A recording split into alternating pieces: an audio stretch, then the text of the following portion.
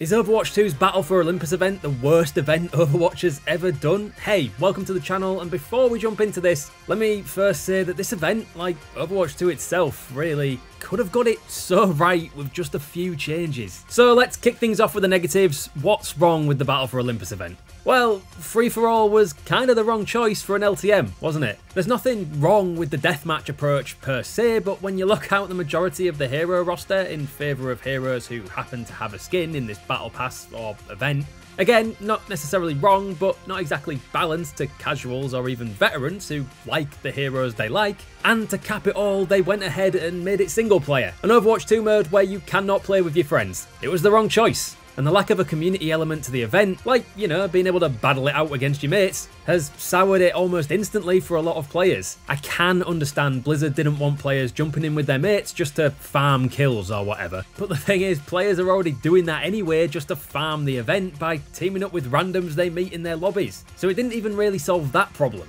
And really, it just confirms that for Overwatch 2's first real big LTM, free-for-all was just the wrong choice, which is a real shame because ultimately there were some fun elements of the game mode here, but we'll get to those in a minute. For now, let's keep digging this hole a bit deeper and look at the event's rewards, shall we?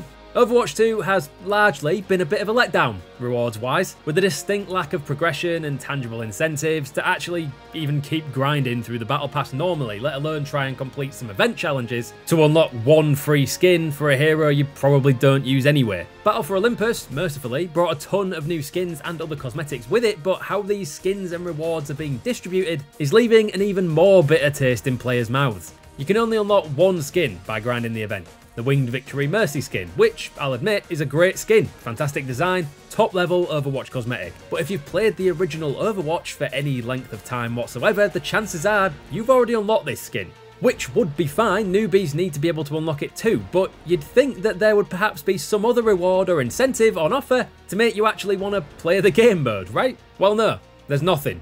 You get literally nothing for finishing the event challenges if you already have that skin unlocked. And that's before we get to the other rewards.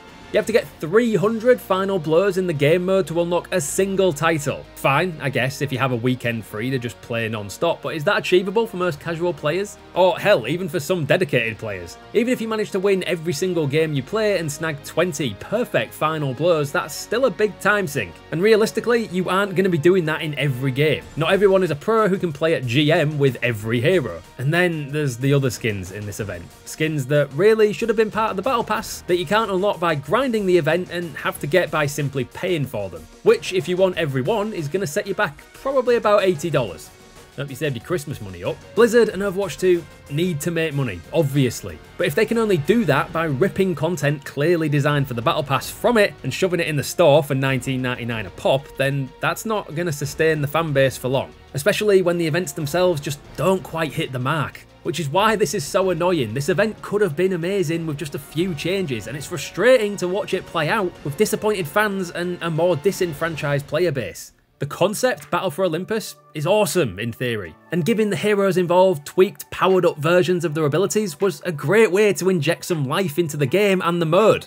It even gave some insight into how the skill trees in PvE might buff the characters as we level them up. Ryan's Charge is a menace and a lot of fun to use as you wrap enemies into your clutches, and the more kills you bag with it, the longer it goes on for. Perfect, wonderful, exactly what I wanted. Medusa Widowmaker turning enemies to stone so she can line them up and take their heads off easier is a little OP, but it works. Being able to fly around while using Barrage as Pharah is a brilliant buff and makes her a lot of fun to zoom around and blow things up with. On paper, it all works, but the issues the event and the mode have has weakened the impact of the actual fun stuff. The custom voice lines are sick. Zeus Junker Queen getting you jazzed for battle before a game is brilliant. The armor shards scattered around the arena are a great inclusion for extending fights and making the squishier heroes more viable against tankier opponents. I'm not even really complaining about the event's cosmetics themselves, they're objectively fantastic to look at. Hades Pharah is a top tier skin. Minotaur Rhine, love it.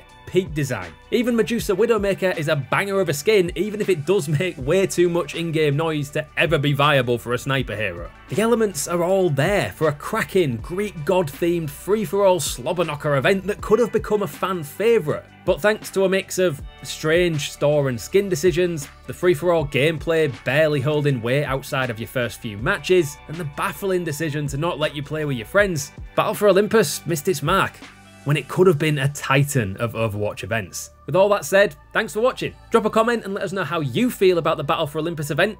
Are you as disappointed as we are, or do you disagree? And if you're looking to get away from PvP Overwatch for a while, check out this video on everything we know about Overwatch 2's upcoming PvE mode.